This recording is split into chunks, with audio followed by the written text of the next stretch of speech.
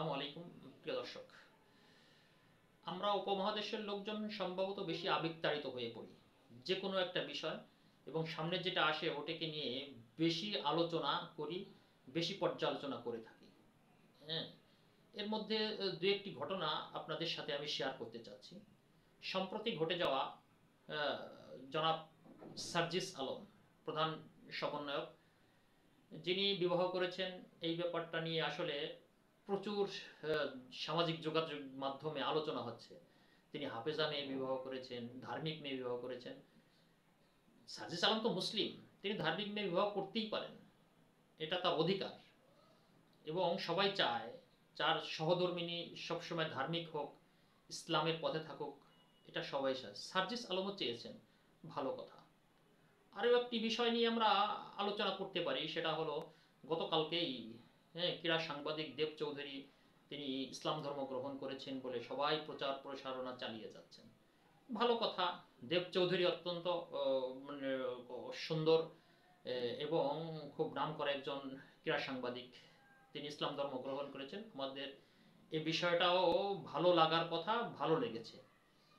কিন্তু এর পিছনে শুধু দেব চৌধুরী ইসলাম ধর্ম গ্রহণ করলে তো হবে না, এবং তেমনিভাবে আমাদের ইসলাম ধর্ম থেকে উত্তরবঙ্গে আপনি একটু যান, সেখানে গিয়ে দেখুন শত শত ফ্যামিলি যারা অর্থ কষ্টে, টাকার অভাবে, হ্যাঁ, বিভিন্ন তারা কাদিয়ানি হয়ে যাচ্ছে, তারা খ্রিস্টান হয়ে যাচ্ছে, তাদের দিকে কিন্তু আমরা খেয়াল দিচ্ছি না।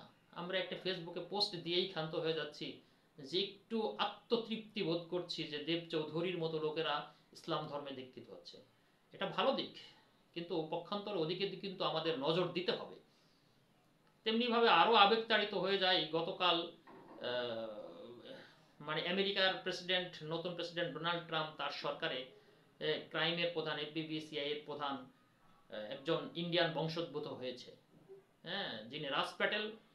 তিনি আরও অনেকে ইন্ডিয়া সহ আমাদের দেশে সহ অনেকে এই বিষয়টা পোস্ট দিচ্ছে যে রাজ প্যাটেল যখন তিনি ক্ষমতা ভার গ্রহণ করেন, তার বাবা মার পায়ে হাত দিয়ে সালাম করেছেন এবং এমনকি জয় শ্রীকৃষ্ণ বলেছেন। ইন্ডিয়ার লোকেরা বা মানে অমুসলিম যারা হিন্দু আছেন, তারা এই বিষয়টা ব্যাপকভাবে প্রচার করছে। সবাই এটা করে থাকে, কিন্তু এই করার পিছনেও যে আমাদের অন্যদিকে কোনো ক্ষতি হয়ে যাচ্ছে কিনা, আমরা অন্যদিকে নজর দিচ্ছি কিনা, সেদিকটাও কিন্তু খেয়াল রাখতে হবে। তাই আসুন আমরা সমস্ত যারা এই ফেসবুকে পোস্ট দিয়েই ক্ষান্ত হচ্ছি, সবাই বিভিন্ন দলে দলে সংগঠিত হয়ে, বিভিন্নভাবে সংগঠিত হয়ে আমরা একটু খেয়াল করি যে কোথায় আমার একটা মানে পরিবার অর্থ কষ্টের কারণে তারা আজ মুসলিম পরিবার থেকে খ্রিস্টান ধর্মে চলে যাচ্ছে, বা মুসলিম ধর্ম থেকে তারা কাদিয়ানিতে রূপান্তরিত হচ্ছে। তারা অর্থের লোভেই এটা করে যাচ্ছে। তো এদিকে আমাদের সকলে আসলে খেয়াল দেওয়া উচিত। হ্যাঁ, প্রত্যেকটা ফ্যামিলির প্রত্যেকটা জায়গায় আমাদের খেয়াল দেওয়া উচিত, হ্যাঁ, যে কিভাবে তাদেরকে সুন্দর এবং মানে ভাবে আমাদের ইসলামের পথেই তাদেরকে রাখা যায়, অন্য ধর্মে যত তারা চলে না যায়। আল্লাহ হাফেজ।